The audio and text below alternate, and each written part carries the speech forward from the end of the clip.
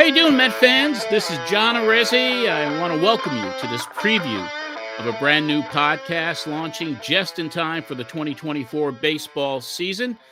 And it's going to be my pleasure to introduce the star of this show. He's a former manager of the New York Mets who managed more games than anyone in franchise history, winning 551 games from 2011 to 2017, led the New York Mets to their last World Series appearance in that year, and also won the National League Sporting News Manager of the Year 2015.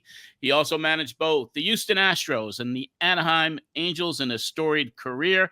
He's currently an analyst for Baseball Night in New York on SNY, and now host of his own show, The Terry Collins Show. Let's say hello to Terry Collins.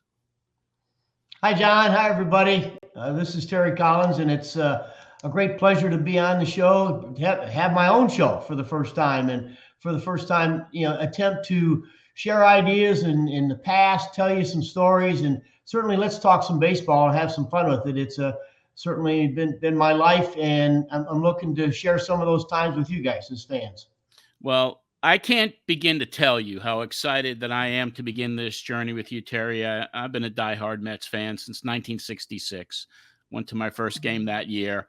And I worked in the organization, as you know, early on in the early 80s and in the Sally League Class A baseball, where life is kind of rough sometimes. I had a couple of roommates, shared a house with John Gibbons and J.P. Ricciardi. The three of us shared a house with another minor league player. And, of course, those guys did really well. Gibby, of course, managed the Blue Jays and is now the new bench coach for the New York Mets. J.P. Ricciardi, former GM of the Blue Jays, spent a lot of years in baseball. So last season, I did host the Gibby Show with John, focusing on the Blue Jays. But here we are now launching a show centered around my all-time favorite baseball team, the New York Mets, and I can't ask for a better partner to do this with. So we're going to get right down in it, and this is going to be a preview of what fans can expect with the Terry Collins Show.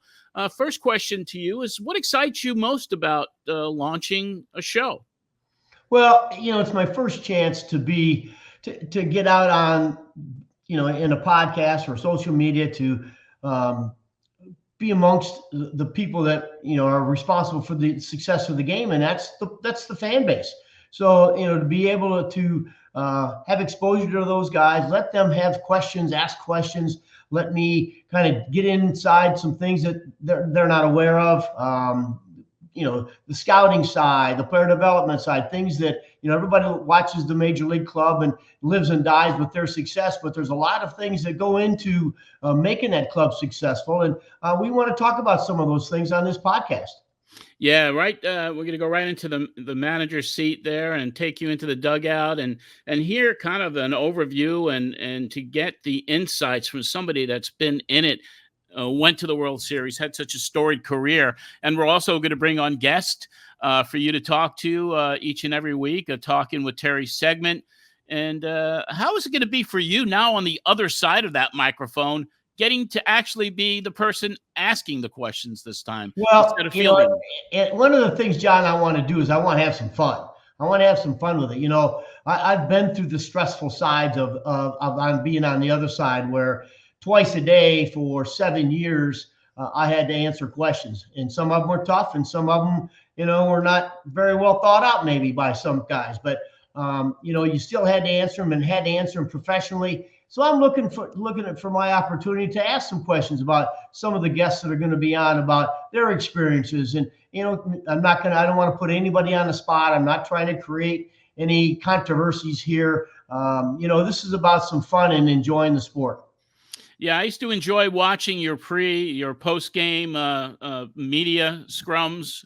And, some of them got a little bit contentious, but one thing about you, you're always a straight shooter, and you didn't whitewash anything. You went straight to the point to talk about what you could talk about. So it was always fascinating and entertaining and educational listening to your press conferences. So now I'm anxious to see what you're going to do on the other side, because I certainly would love to bring on baseball journalists, the guys that you have interacted with over the course of your career, and especially in New York. I mean, the beat writers there, they're always in your face. So I'm looking forward to you turning the tables on them as we get further down the road with this program. It's going to be a lot of fun. But let's jump into 2024 Mets right now. Spring training is in full swing. The Mets are looking okay right now with giving some, they've won 3-4 games in a row. So they're out there doing it. Give us some of your initial impressions on how the team looks to you so far in spring training.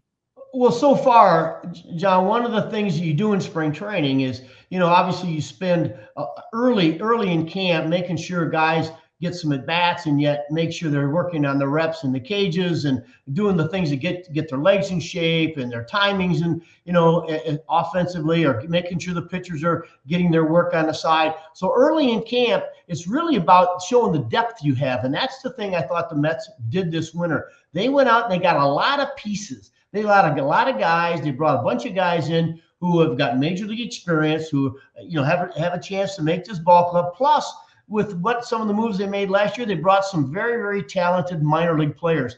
And we used to make a joke about, when you were in spring training, early in spring training, it was, we're going to see how good our organization is compared to somebody else's organization, because early in camp, your starting players are going to get 2 at-bats a game, maybe 3 at-bats a game.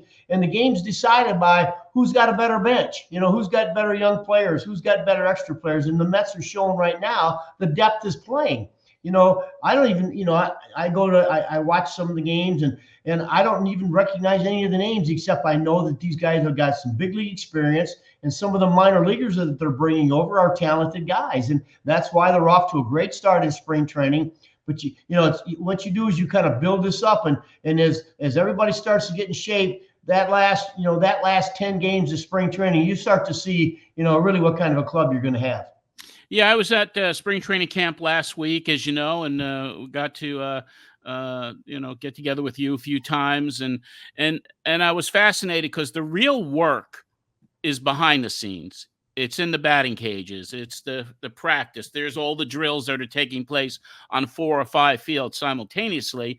And then it's time for the game, which is just kind of like, all right, now we're going to play a baseball game. Yeah. So it really is, for somebody to take a look at what spring training is all about, exactly what you said. It's the development. It's going through these monotonous drills, but you got to do it. It's preparing for the season, seeing what rookies may stand out. So it was a great look on the inside, and we can't wait to really get deep into all this with you when we launch the Terry Collins Show.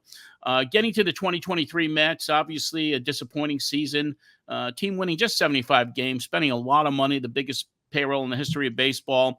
And then when things did not go the way everyone anticipated, made a lot of moves at the trading deadline. They traded away Scherzer. They traded away Verlander, Tommy Pham, Mark Hanna, Eduardo Escobar.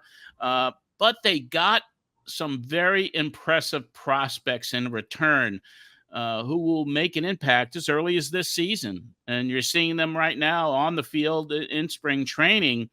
Have any of these prospects stood out to you yet, like a Jet Williams, a Drew Gilbert, Luis Angel Acuna? I mean, it seems like the team is loaded with prospects now, more than I can remember over the years. Well, John, one of the things you do as an organization, and you see this a lot, I mean, you saw it for years with the Tampa Bay Rays and some of the teams that were trying to build, they traded money guys, good players that are going to help someone else this year, and got future guys for them. And that's what the Mets have done.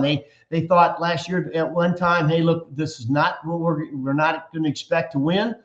We've got to make some moves. So they made some big trades, with David Robertson and Scherzer and those guys. Well, they brought back some talented guys. And the guy that so far that has stuck out to me is Drew Gilbert. I mean, it looks like an outstanding outfielder, great speed, certainly a very, very good throwing arm. I heard the other day there was hey, are the Mets going to move this guy to right field because he's got a great throwing arm? I'm going to tell you, there's nothing wrong with having a good throwing arm in center field too. So But this guy looks like he's going to play out as a very, very talented center fielder. Acuna looks very good at second base, and I love the fact that they're teaming a lot with Lindor, where he's working with a veteran guy and a great player. So he's learning about how to prepare yourselves, how to go about each and every at bat, each and every pitch with one of the best players in the game, and that's experience that you cannot teach as an instructor, as a coach.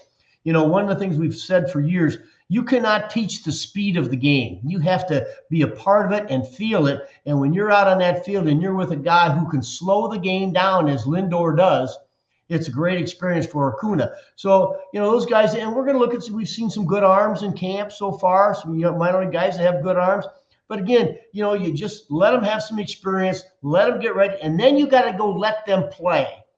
As your regular players start building up their at bats, they're going to start getting 3 and 4 bats. So now you're not going to have at bats for some of those guys. You've got to get them in minor league camp and let them work on so that they'll get their season so they can get off to a good start. Because when you need them, they're going to have to be off, ready to go.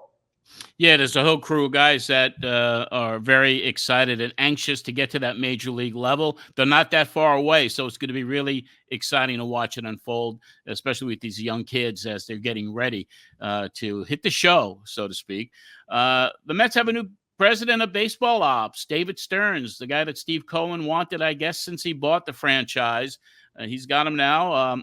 Both Stearns and the philosophy of Cohen now are really focusing on the future. And that's what Cohen said when he bought the team. He wants it to be like the Dodgers. He wants to develop the players from within. And this year they reeled in the spending a little bit. They got a lot of dead money on the books, too. That is going to be coming off at the end of this season. Scherzer, maybe Verlander. What are your thoughts about the direction of where Cohen and Stearns are taking the New York Mets right now? Well, John, every year, obviously, especially in the city of New York and actually, and even in Los Angeles, that fan base is so big that you've got to put a competitive team on the field. And I think David and Steve are going to work on that. They're going to be a competitive team. Nobody knows what's going to happen until you go through 162 games. There's going to be injuries. There's going to be a lot of things that occur. There may be more trades that as you go. But to maintain long-term stability, you have got to have a good minor league system. And one of the first things you've got to do is you've got to sign players. And that's the thing the Los Angeles Dodgers have always done. That's what Tampa Bay has done. That's what the New York Yankees do. They draft players and they sign these guys.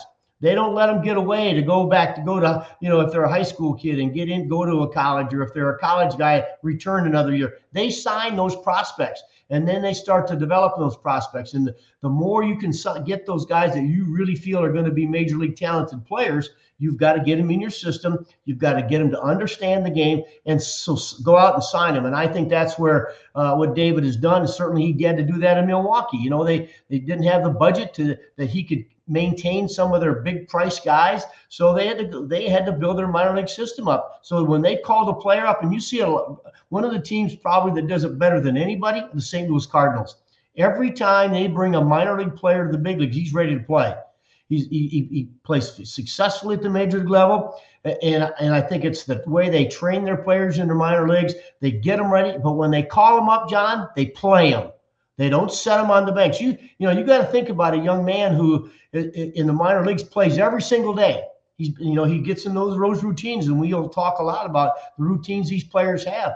Well, these minor league players who play every day, they have the same routines. When you call them to the big leagues and they set for 3 or 4 or 5 days because they're just called up as backup guys, a lot of times they struggle. And the one thing you can't do is put doubt in a young player's mind. They have to believe they can play there, and the only way they're going to find out is to get him in the lineup. Yeah, a lot of that went on last year with Mauricio and Vientos, and even Beatty they gave the shot to, but even Alvarez in the beginning. They all played sporadically, and then they had to get their rhythm, their timing back, and most of all the confidence. So yeah, I agree with that. Those young players, once you bring them up, they're there for a reason. Put them in the game. Absolutely. And that's the only, the other thing, John, one of the things I experienced as a young manager is that there's going to be failure in the game. Every game, as we've said before, and you and I have talked about, there are two kind of major league players.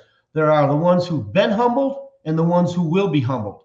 And the faster you can get over the failure that you're gonna face, every single player that's ever been in the big leagues has gone in a slump, has had a slump. Every pitcher's had a bad game. It's how you get through that and how you bounce back from those slumps or those bad games that's going to decide how successful you're going to be. So there's nothing wrong with taking a young player up there, giving him the opportunity, and he's gonna stumble. And that's it. Now you're right. Now what you have to do as a coach or manager is how are we going to get through this? How are we going to get this guy through this? Let's get him back out there. You know what? Maybe there's going to be a time, hey, maybe he's going to need a day to catch his breath, because especially with the pressures in New York about having success and playing successfully for your fan base, that can put a lot of heat on a young guy. So I just think, the sooner you can test those guys, the better they're going to be. And I think this year I've already seen, I've seen a little bit of different player in Vientos in spring training. He's just got a little bit of different attitude to him. And so I think, the fact that, hey, he understood what happened last year when he got his chance to play and what he has to work on to get better. And I think those kind of guys that can take that opportunity, run with it, and see what they have to do, and then direct themselves. Hey, look, here's what I have to do to be able to play at this level. They're the ones who are going to have success. Yeah, absolutely. Vientos is certainly he's carrying himself a little bit differently this year. He's part of the team. He knows he's going to be there. So that I can't wait to see that young man do what he really can do as we go forward. The biggest question for the New York Mets in spring trading, and it is the talk of everyone, is Pete Alonso, the star first baseman, the guy that has grown up with the Mets and now is under the last year of team control. Scott Boras is the agent, so we all know where this is heading. Talk to us about the Pete Alonso that and what he means to this franchise, and how important is it for the New York Mets organization to do whatever it takes to bring him back and make him a Met for life? Well, Pete's a star. Pete's a great player. Obviously, his offensive talents are off the charts. One of the things I saw, even when I watched him play in the minor leagues, he's a run-producing guy. He knows how to drive runs in, and you can't find those guys. The other thing he wants to do, he wants to play in New York City. And John, you and I have talked about, there's a lot of guys who can't handle New York City. They can't handle the fact that, hey, you might go 4 for 4 one night, and the next night strike out with the bases loaded and have the people boo you after you won the game the night before. That comes with the territory of playing in New York, and Pete Alonso can handle it. Not only that, he wants to handle it. He's got the attitude for it. He's involved in the city, lots of functions in the city, lots of the charities in the city. Pete's a big part of the New York Mets. And so I think when it comes to a guy like Pete Alonso, and certainly you have got to direct yourself to say, hey, how can we bring this guy back? What's it going to take for us to bring this guy back? And yeah, Scott Boras is going to ask for a lot of money. That's understandable. And by the way, Scott gets it for his clients. But what you're getting from Pete Alonso. Pete Alonso will always be hungry. That's one of the things about handing out multi-year contracts to guys. And you saw where a guy has a couple of great years, he gets a multi-year deal, and next thing you know, he kind of disappears for a few years until it's contract time. Pete's not that kind of a guy. Pete Alonso loves to play. He prepares himself to play. He's determined to be very, very good. You've seen the statements where one of his biggest goals is to win a Gold Glove. And so he's not going to give up, and he's not going to stop working until he achieves those goals. And those are the kind of players you want, that you can build around him. Pete's not going to change who he is. So what you've got to do now is you've got this one stable piece in the middle of your lineup. Let's try to build around him and find the pieces that are going to make him even that much better and that much successful. And Pete Alonso is a guy I think the Mets certainly are going to bring back. I don't think David Stearns is going to let him go. I don't think Steve Cohen's going to let Pete go. But it's certainly going to be an exciting thing to watch. But I'll tell you what, I think this year, I think you're going to watch Pete Alonso have a huge season. Yeah, I definitely agree with you. And of course, Steve Cohen says, I hope he hits 55 home runs. I hope he makes the decision that much tougher for me, because, hey, look what happened with Aaron Judge and the Yankees. Right. He turned down, he turned down that offer from the Yankees, and they played it out. And then he went to free agency, almost left to San Francisco, but they brought him back with a massive contract. that could be the same thing with Pete. And Cohen's got the money. So whatever's going to happen as they go into free agency, and if Pete has a monster year, you know that Cohen can afford to bring this guy back. And if they don't, then all heck is a break with the Mets fan base. But I have a good feeling that they'll bring him back as well. Yeah, I do too, John. I look at, Pete's been there long enough now. He's starting to see, they're retiring Doc Gooden's number. They're retiring Straw's number. Straw's in camp now. Carlos Beltran's in camp. David Wright's been in camp. And Pete experiences that. He has seen those guys. He's been in the organization long enough. He was here when David was a star. So he understands what it's like to be a star in New York City, and it's like nothing else. And by the way, Aaron Judge wasn't going anyplace else. Make no mistake about it. He was playing every day, and right behind him were those monuments out there, and he wants to have his picture on that monument wall. And I think Pete's the same way. He looks at all those retired jerseys up on the Hall of Fame on the top of Citi Field, and I think Pete said, I'm going to have my number up there one of these days. And so I think that's, I think Pete's going to do everything in what he can do to remain a New York Met. Yeah, I believe that as well. As we close out this preview, Gary, we're going to be able to also field questions from the fans and get some messages so we can answer them here for them. When I went on social media and talked about getting the opportunity to work with you, I got a direct message from a friend who says, I guess you're in the jackpot now. So that is a phrase that is now part of your lore, even though you didn't say it. Looks like we're in the jackpot. So for the people who don't know, kind of fill them in on what that means from Terry Collins. And you didn't say it. I didn't say it. Yeah, Tom Hallion, the umpire, told the guys on the mound while I was arguing with the home plate umpire that, their butts were in the jackpot. But I really don't know what that means. I'm going to have to, when I finally see Tom, I'll have to ask him. But certainly it's a phrase that has stuck with that argument I had with the umpires at that particular time has stuck with me. It's been part of who I am now as I walk around the golf courses or the streets of New York. I have people walking by and they'll say, hey, your butt's in the jackpot, or, oh, you got to give us a shot. I mean, I hear about it every day. But it's something that's and that's why being a New York Met, performing in that town, having some success, it will last a lifetime. Yeah, that is a viral video as well, that argument. And that took place when Noah Syndergaard threw at Chase Utley after that horrific, slide into second base that broke Tejada's leg in the playoffs. But yeah, the jackpot is something I'm sure you hear all the time. And your response is like, you got to give us a shot. You got to give us a shot. And it's one of the best arguments and ejections that I've ever seen in an MLB game. But it was mic'd up, and it's out there for people to see on YouTube or wherever else. It's a fascinating look at what happened on the field that day.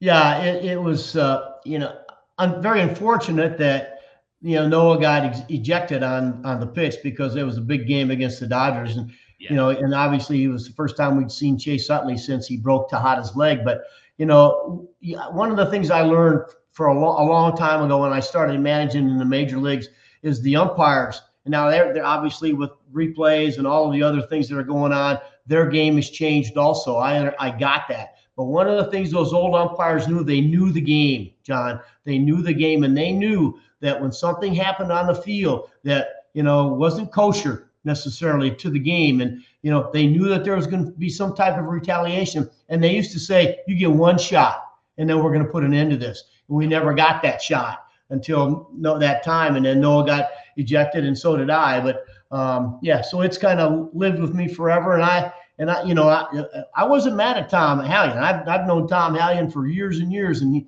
one of the best guys and one of the best umpires in the game. It just, when you get under the heat of the action, then, that you can kind of get carried away with yourself once in a while.